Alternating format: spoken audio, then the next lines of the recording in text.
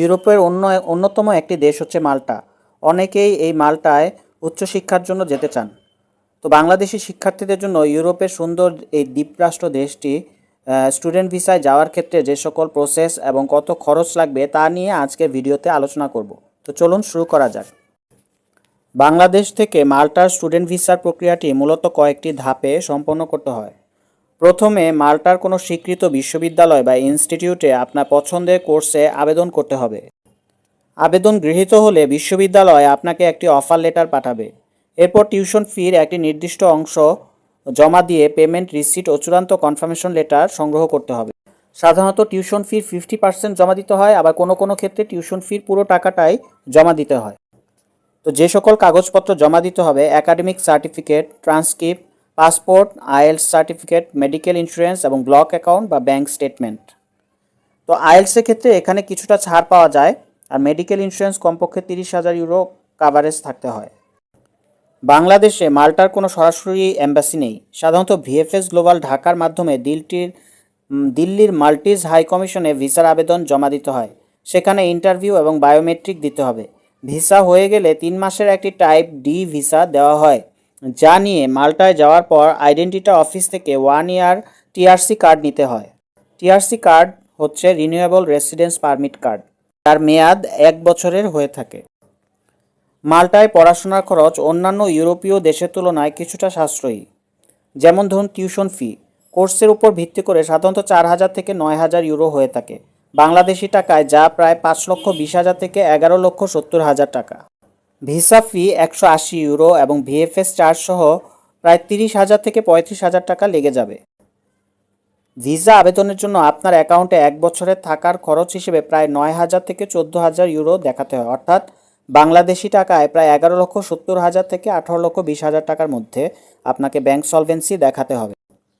আর air ticket insurance বাবদ 1.5 লক্ষ থেকে 2 লক্ষ টাকা লেগে যেতে পারে। সো প্রথম বছর যাওয়ার আগে টিউশন ফি, ডিপোজিট এবং ব্যাংক স্পন্সর সহ সব মিলিয়ে প্রায় 18 থেকে 25 লক্ষ টাকার একটি ফান্ড রেডি রাখতে হয়, যার বড় অংশই ব্যাংকে দেখাতে হয়, সরাসরি খরচ হয় না। তো মাল্টায় কোন সাবজেক্টের ডিমান্ড বেশি চলুন জেনে নেওয়া যাক। মাল্টা একটি পর্যটন ও সেবামূলক অর্থনীতির দেশ। বর্তমানে সেখানে বিজনেস, অ্যাকাউন্টিং এবং ফাইন্যান্সের অনেক ডিমান্ড।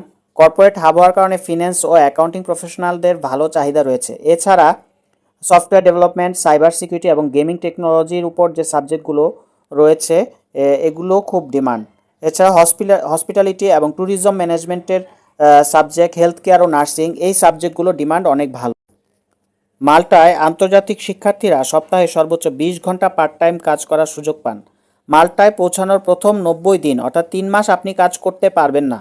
3 মাস পর আপনার রেসিডেন্স কার্ড পারমিট অর্থাৎ টিআরসি কার্ড হয়ে গেলে আপনি একটি জব অফার নিয়ে জবস প্লাস পোর্টাল থেকে ওয়ার্ক পারমিট ইস্যু করিয়ে কাজ শুরু করতে হবে। জবস প্লাস হচ্ছে মাল্টার শ্রম মন্ত্রণালয়ের একটি ওয়েবসাইট। পার্ট টাইম কাজ করে প্রতি মাসে সাধারণত 500 থেকে 700 ইউরো আপনি আয় করতে পারবেন, যা দিয়ে আপনার থাকা খাওয়ার খরচ অনায়াসে চলে যাবে। তবে পার্ট টাইমের টাকা দিয়ে টিউশন ফি দেওয়া অনেক টাফ হয়ে যাবে। অনেকেই প্রশ্ন করে থাকেন ইউরোপীয় ইউনিয়ন এর দেশ হিসেবে, সেনজেন কান্ট্রি হিসেবে কোনো বেনিফিট পাওয়া যাবে কিনা। মাল্টা ইউরোপীয় ইউনিয়ন এবং সেনজেনভুক্ত একটি দেশ। স্টুডেন্টস রেসিডেন্স কার্ড দিয়ে আপনি যে সুবিধাগুলো পাবেন তা হচ্ছে কোনো আলাদা ভিসা ছাড়াই আপনি সেনজেনভুক্ত যে 27টি দেশ রয়েছে এগুলোতে আপনি ট্রাভেল করতে পারবেন, যেমন জার্মানি, ফ্রান্স, ইতালি, সুইজারল্যান্ড। এক্ষেত্রে প্রতি 180 দিনে সর্বোচ্চ 90 দিন আপনি ভ্রমণ করতে পারবেন। ইউরোপীয় জীবনযাত্রা মান এবং ইউরোজোনের সব অর্থনৈতিক সুবিধা আপনি উপভোগ করতে পারবেন। মাল্টা ইউরোপের অন্যতম নিরাপদ ও শান্তিপূর্ণ দেশ এবং এখানে অফিসিয়াল ভাষা ইংরেজি হওয়ায় মানিয়ে নেওয়া সহজ হবে। অনেকে জিজ্ঞেস করেন পড়াশোনা শেষে ইতালি বা স্পেনে শিফট করা যাবে কিনা।